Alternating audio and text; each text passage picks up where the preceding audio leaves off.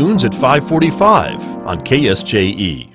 Travel is one of life's great rewards, and there's always something new to see and experience when you travel the world like I do. Hi, I'm Rick Steves. Join me as we get better acquainted with the world each week on Travel with Rick Steves. Together, we'll explore fascinating sights, discover amazing food, and make new friends from near and far. Your radio is the only passport you'll need. Join us for Travel with Rick Steves, Saturday afternoons at 1 on KSJE.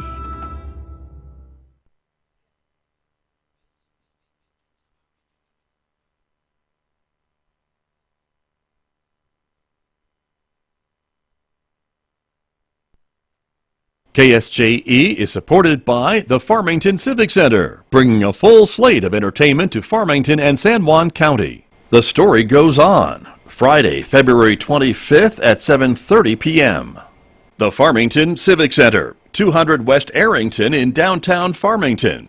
Find out more online at fmtn.org/shows or at 505-599-1148.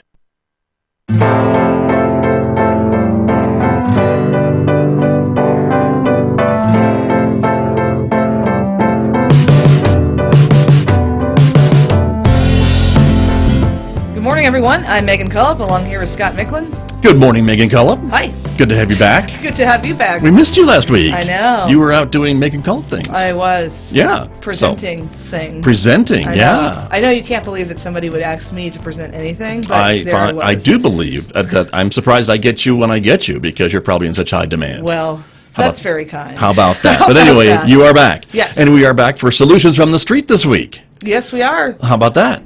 New problem. Okay. New solution. Okay. I mean, not super... Is it a new problem? No, it's actually an age-old problem. Right. Good point. Okay. Yeah. And yet you're invited to present. But anyway, let's talk about what we're going to talk about today, because it is an interesting, I think, an innovative solution, I guess is what I'm trying to say. And it actually involves you. Yeah. The solution. I'm not the problem. entire... Yeah, thank you. Not the problem. And the problem is you. No. You are part of the solution. Part of the solution, and yeah. I think that's wonderful. So let's not beat around the bush anymore, but explain kind of what we're talking about. And we all know that kids have been having a rough time of things these last, I don't know how many years, but probably forever, and so identifying kids that are struggling, I think, has become more on parents' radar and other adults' radar, and trying to help these kids is part of the solution. Right. So grieving is the problem that we're talking about here, and that's why it's an age-old problem that we experience loss, and that's part of being human. And kids experience loss, and kids grieve a bit differently than adults given their developmental stage. And so the solution is a teen grief group. Yeah. And so this is a gathering for peers, and it's facilitated by myself and hopefully one day a co-facilitator. Right. Through your other job, because you don't work for us full-time, right. As much as we would love that. No, I know. But you have another full-time job, another job that's full-time at Basin Health Companies. That's right. And so they allow you to do this. Right. And this. Right. I know, which is nice of them. Yeah, exactly. Yeah. So you are actually a co-host today and also a guest. Right. To talk a little bit about this solution. And we brought another guest, though, because one guest wasn't enough to talk about this big solution. Not at all. And so we brought a second guest We needed a heavy hitter into the studio. Exactly. So we have Lindy Mary. Oh, that's where I come in. That's where you come in, heavy hitter, right on cue. Good morning. Good morning, and thank you for being here. Lindy Mary, you are a therapist, right, with Child Haven, part-time, and you work with young people, with teenagers, and so maybe give us a little perspective about, how children and teens do react to grief differently than adults. It has so many different faces, it's really hard to keep up with it. And I do want to just throw in there that we've been, I think over the last couple of years, seeing a new kind of grief. Because yes, kids go through all kinds of developmental levels, not all at the same ages, but they're always in turn. And with staying home and navigating childhood and adolescent years via computer and taking classes, they've really been missing out on some of these milestones. And I think there's some grieving going on just about that. That I didn't get to have my senior year. I didn't get to do what my older brother got to do. Those types of things. You bet. Right? I didn't learn how to solve problems on the playground because that's a big piece of growing up. Right. Try to work this out with the kids, and there's no opportunity for that. Got So, you.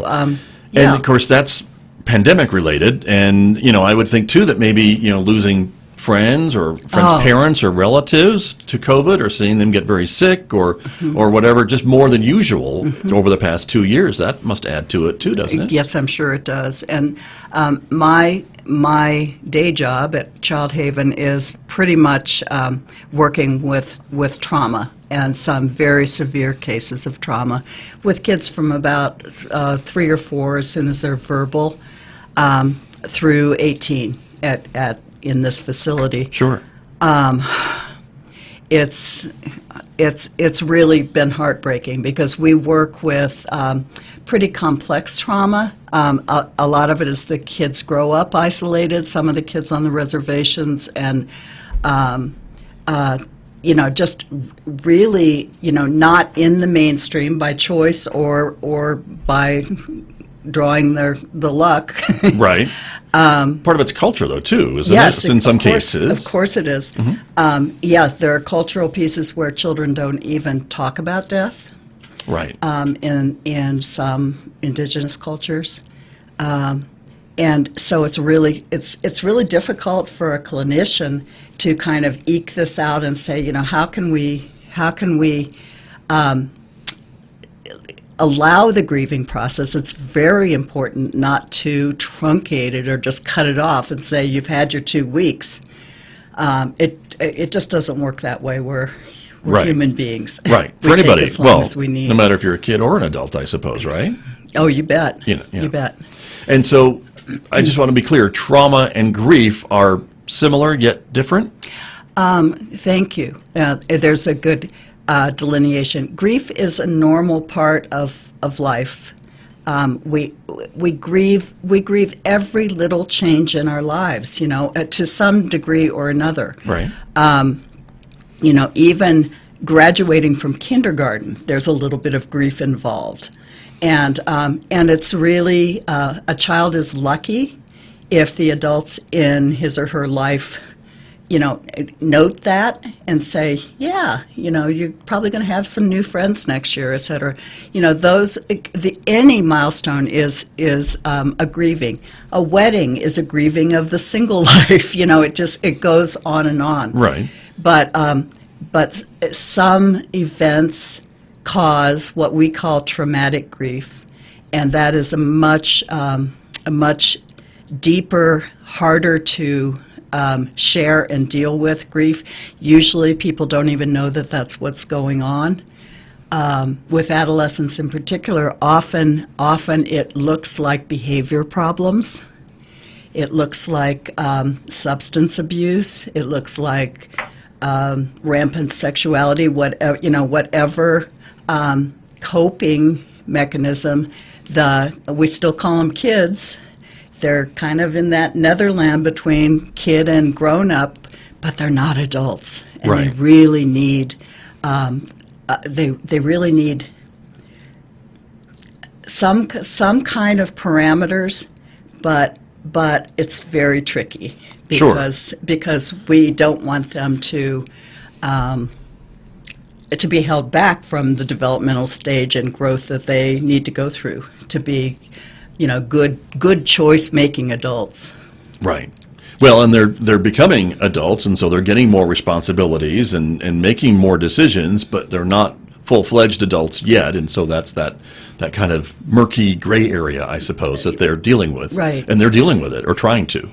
Right. Figure it out. And they need boundaries imposed all the way up. I mean, even grown-ups need boundaries too. We Yes, really do. That's true. We feel safer with boundaries. Right. And so there are so many. It'll probably come out as we're talking, but there's so many events that cause grief, and it's not always traumatic. but I would say it always needs to be witnessed. Right. And that's where I am so excited about this group. Because, and they don't need an adult to say, this is what you need to do. Right. They hear that enough, probably. I'm sure they do. And so the perfect non-adult is our other guest, Megan Cullop. Yes. Perfect non-adult. A perfect segue to bring you into the Come out of the conversation. sandbox. Yes, exactly. But it's been noted that, your personality, I think, relates very well to younger people and older people. But, you can, I think, if anyone can relate to these teens, these younger people and preteens, it's someone like yourself.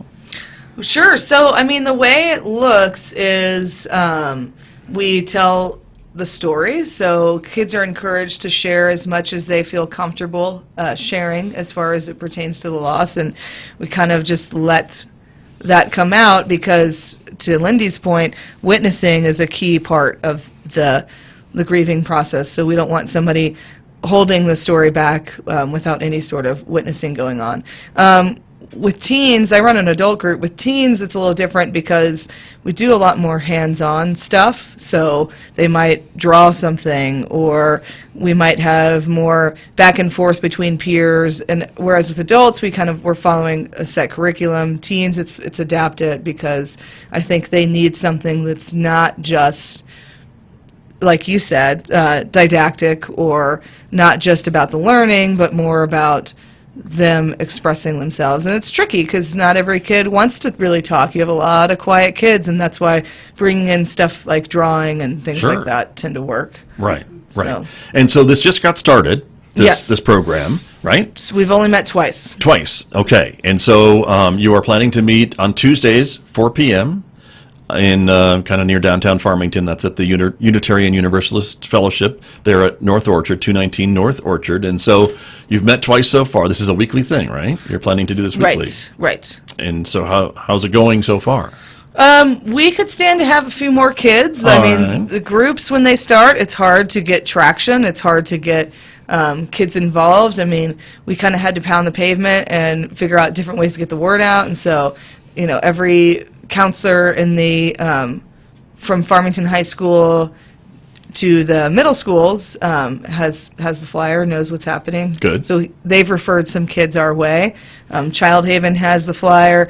So it's kind of been a process to get the word out that this is happening. So I'm hopeful that we'll have a few more kids show up.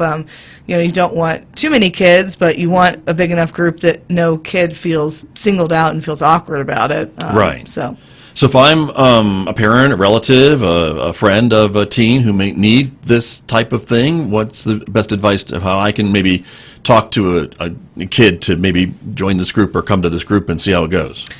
What would your advice be? That's difficult to get a kid to want to go, but I think... Right, or why they should go, maybe. Why or they help should them go. decide that maybe this would be a good thing to check out.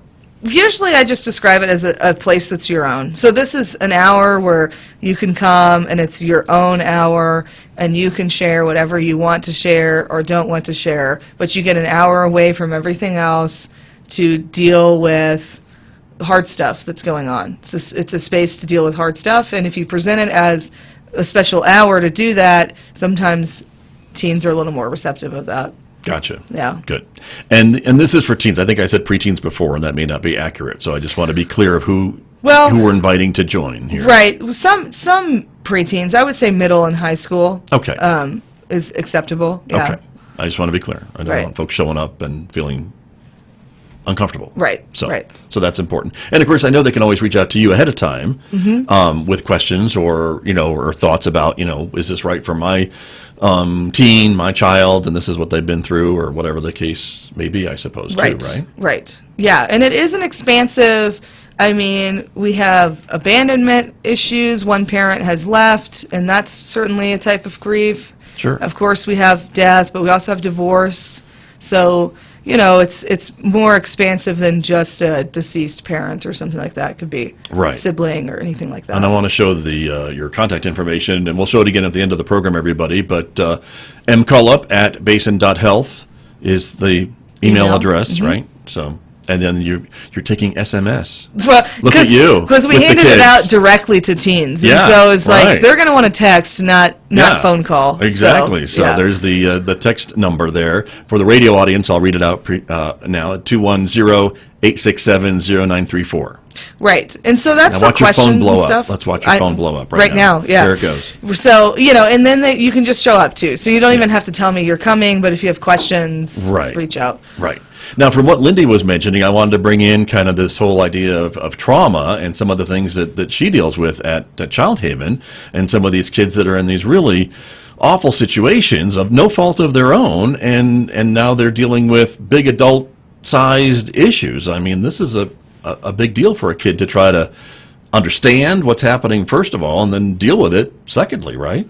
Right, and I think, Lindy and I were talking off mic, and, I think the thing to point out is that certain issues should be dealt with in a clinical, one-on-one, with a therapist setting, and this can supplement that. Okay. Is the best way to look at it, I think. Would you Lindy, agree? would you? Yeah. When I mentioned before the idea of traumatic grief, we're talking about outside the normal grieving, the area that we would expect some grieving to occur. We're talking about violent death of someone you love. We're talking about, yes, parents being abandoned. We have kids who are bringing up many siblings. Just those Kids raising kids. Yes, kids Yeah. raising kids. Many of my clients are kids raising kids, or kids being raised by someone who's a year older. Right. Understood. And so and- I guess if these kids are in therapy already, this could still supplement some of that, is what we're Yes, talking I mean, about, right? that's one of the reasons I'm so excited about this. With our motto as therapists is safety first. Okay, so the client or the child or the teen needs to perceive that this is a safe place to talk. And I don't know, how Megan has set up safety in this group, but I'm sure that they address it. It's really important with teenagers, in my experience, that they have some input into what the rules of the group are, and we don't want to make it too complicated, but we want it's those boundaries we're talking Right. about. We want kids to feel safe to share, and the teens that I'm seeing, excuse me, who are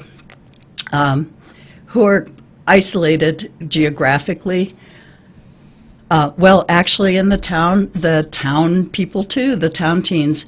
One of the hard pieces to navigate as a teenager is gossip and this person did that and that person, and it causes a lot.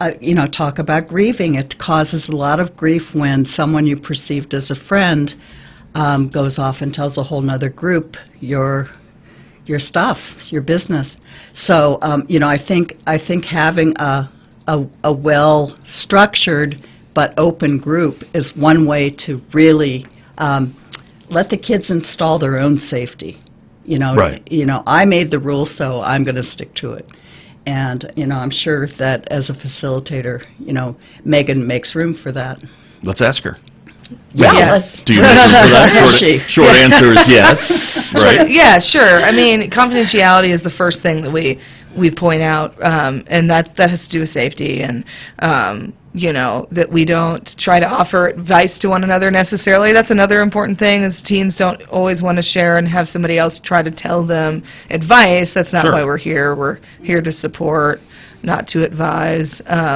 So those are the two big ones, including confidentiality as far as your parents. Like, we're not going to share with your parents what you say here. I mean, unless there's a danger issue, you or somebody else is put in danger. Other than that, what you say doesn't get said back to your parents or teachers or something like that. So. Very good. And I did want to just take a moment to just expound on your qualifications, because folks may wonder, why is a radio host doing this this session with these teenagers? But you have a lot more background with this type of thing in your other job, if folks don't know, as chaplain at Basin Health Companies. And so that's kind of been more of your training as well. And so that gives you, I think, the qualifications to do some of this and some of the other things maybe that we're not as familiar with, right? Sure. Yeah, I also have a drug and alcohol counseling certification training, so there's a lot of overlap in that area. But being a radio host is really fun too. Yes. Well, that may help you relate to the teens. I don't Teens. know. Maybe. I'm on the radio. They're like, the what? Yeah. The Well, tell them it's a podcast. yeah, exactly. That's what you do. Apple Music. You're on the YouTubes. Yeah, exactly. There you go. Well, it's been going a couple of weeks, you said, and so you're meeting on Tuesdays, and again, to let folks know, 4 p.m. at the Unitarian Universalist Fellowship, which I guess they're a partner in providing the space with you. Yeah, they've been really generous with their space, and lovely group of people, love them so much, and they've offered up their space to this group and the adult group. So Okay. Very good. And so, again, if folks want to reach out, they can do that directly to you ahead of Yes. time, or show up on show up, Tuesdays. yep. And you're going to keep doing this as long as you need to do it. I yeah, guess, sounds and like, right? definitely. Yep, there'll always be a place that's needed for grief. So Very true. And Lindy Mary, again, having this area, this place for teens to come and talk and deal with some of these things that they are dealing with. I mean, that's got to be helpful when they come maybe to see you in their other session. You bet. I cannot wait to let parents know. Again, it'll be. I'll probably talk with the clinical supervisor about appropriate referrals. In most cases, it probably will be very helpful. Right. Yeah. That's wonderful. Final thoughts? no, come on out. And I say this about everything, where you should try it for try it 3 times to see if it's for you, and then if it's not, that's cool. Like, there's other things out there, but I think giving things a try, and the rule of 3 seems to work for most new activities we try to engage in, and then. Yeah, and if it's not a thing for you, then it's not a thing for you. But there's no cost. Costs you true. nothing to show up and just see what it's like. That's true. And so for parents and other adults who may be listening to the radio or watching us this morning, I mean, that's something that they could tell their teens if they think that they are struggling through whatever the case may be, or another adult or someone else in their life to say, maybe check this out Right. on Tuesdays at 4 Right. o'clock. Right. See how it goes. So very good. Once again, phone number, if you'd like more information, you can text Megan at 210-867-0934 or mcullup@basin.health, and that's your email address. Right. So there's no .com, so it's messing I know, messing it's with me, kinda but that's weird, how but you that's guys the are email set up, address, and that yep. is an actual email address. Yes. Basin.health. So Yes. there you go, everyone. Good. Very good.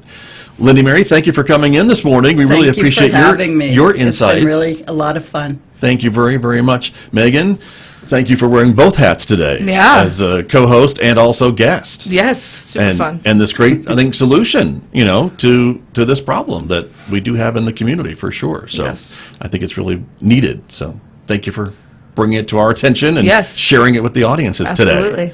Before we go, everybody, one final thought. If you have an idea about another solution, we're always looking to hear from you, right? Absolutely. We don't know everything. One of us might think. Yeah, they who's do. that? I don't know. Actually, we're both pretty bad with that. Whoever that is, Yeah. they need to get a clue. But anywho, let me go back to this screen. That's not showing up, but it will in a minute, maybe. But in the meantime, if you would like to share an idea, you can send us an email, right? At KSJE@sanjuancollege.edu. There it is. Like a normal email address. Yeah. There. With a dot. Yeah. Yeah, KSJE@sanjuancollege.edu. We would love to hear ideas. Exactly. So. Let us know. And until next week, when we'll talk about COVID, our other favorite I feel like we're winding subject. down, though. I do want to. Yeah, that's what you said in July. Yeah, but I feel like, We're not going to. crisis standards of care have been rescinded. That's true. So there are positive things Yes. to talk about next Friday. And so we'll be doing that. on our COVID-19 program. So we hope you will join us then. And if you thought this program was helpful, we invite you to share it on your social media networks and among others. And certainly if you think this program for teens is important, certainly let folks know about it as well. That's important too. So Yes. thank you for joining us, everyone. Have a great and safe week. We'll see you next Friday. See you next Friday. All right, everybody. Bye-bye.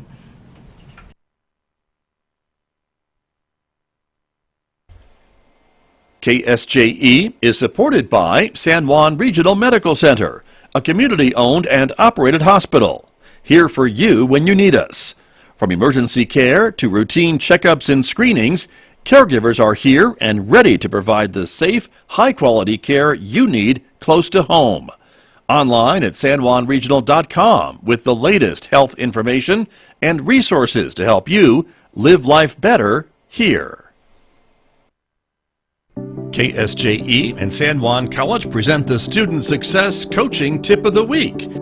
Hello, my name is Emin Chi from the Student Achievement Center. We are bringing you week 6 of Coaching Tips of the Week. Learning new information. Students learn new ideas by relating them to what they already know and then transferring them into their long-term memory. Meaningful practice with content can both cement student learning and making it easier for students to remember content in the future, enabling them to tackle increasingly complex challenges. The more knowledge that students have about a specific problem, the easier it will be for them to recognize the important aspects of the problem and how to solve it. The Student Success Coaching Tip of the Week, presented by KSJE and the Student Achievement Center at San Juan College. KSJE is supported by the Farmington Civic Center, bringing a full slate of entertainment